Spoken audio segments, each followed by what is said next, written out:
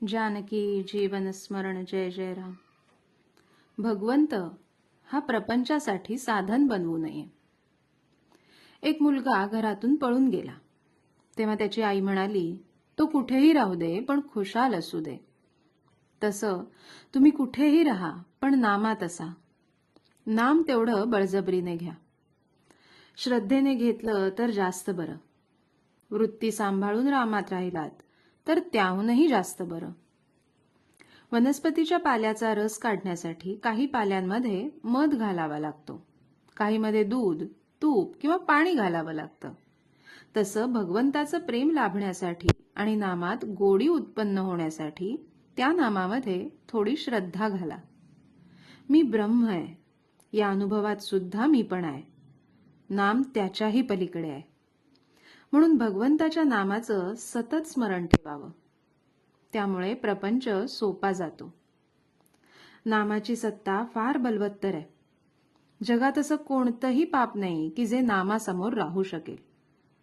नाम हे त्याच्या शत्रूलाही मदत करतं तर ते आपल्याला मदत करीलच. रूपाचं ध्यान मनामध्ये आलं नाही तरी नाम सोडू नये. पुढे रूप आपोआप येऊ लागेल.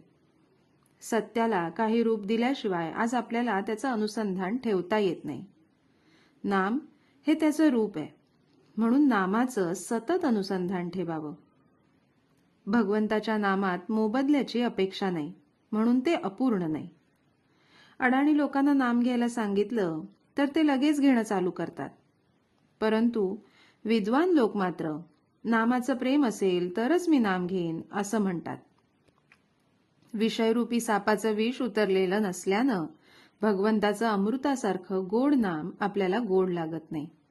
याकरता या क्षणापासूनच नाम घ्यायला सुरुवात करावी. आपण रामाचं व्हावं आणि त्याला जे आवडतं ते करावं. रामाला जाणतेपणाने शरण न जाता नेणतेपणाने शरण जावं. भगवंताला अनन्य शरण जाऊन अनुभव घ्यावा. नीतीने वागावं. भक्ती चांगली करावी, मग राम प्रसन्न होतो. ज्ञान श्रेष्ठ खरं, पण ते भक्तीशिवाय जगू शकत नाही. कारण भगवंताहून कधी विभक्त नसतो, तो भक्त. आणि ज्ञानामध्ये भगवंताशी एकरूपत्व असतं. म्हणून भक्तीमधून ज्ञान उत्पन्न होतं आणि ते भक्तीवरच जगतं. खरा भक्त ज्ञानीच असतो. भगवंतासाठी भगवंत पाहिजे म्हणून भक्ती करणारा लाखांमध्ये एखादाच असतो. खरी भक्ती ती हीच समजावी. नामाकरता आपण नाम घ्यावं. राम ठेवील त्यात समाधान मानावं. भगवंत हा प्रपंचासाठी साधन बनवू नये, तो साध्य असावा.